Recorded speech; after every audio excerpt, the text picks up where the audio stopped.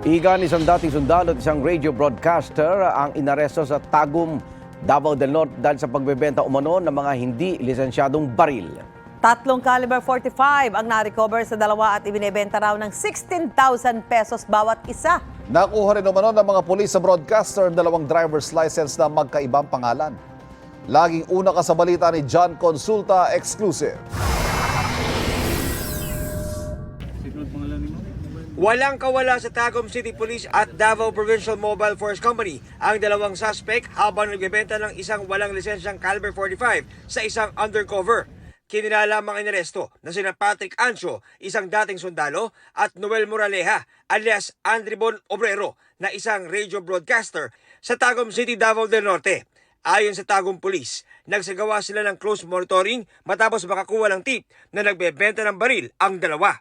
Sa kabuuan, 3 baril na caliber 45 ang na-recover sa dalawa at ibinebenta raw ang baril ng 16,000 pesos bawat piraso.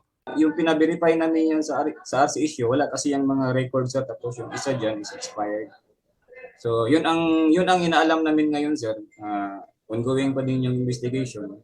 Gaya like what I said earlier sir, na baka may mga previous transaction pa sila dito sa Tagum. Bukod sa mga baril, may na-recover ding dalawang driver's license ng radio broadcaster na may dalawang magkaibang pangalan. Ang kasong kakaharapin ng dalawang suspect. Sa R18591, may section doon na pasok yung pagbebenta ng baril, tapos yung illegal possession of firearms and ammunition. As of now, covered pa tayo sa BSKE gun ban. Nakausap ng GMA Integrated News si Pat Lucero Pacquiao, ang station manager ng 99.9 RPFM, at kinumpirma niyang talent broadcaster nila si Moraleja. 2 linggo na raw itong hindi pumapasok sa trabaho. Posibleng matanggal daw ito sa kanilang istasyon sa oras na mapatunayan ang mga akusasyon sa kanya. Tumanggi naman magbigay ng pahayag sa amin ang dalawang naaresto.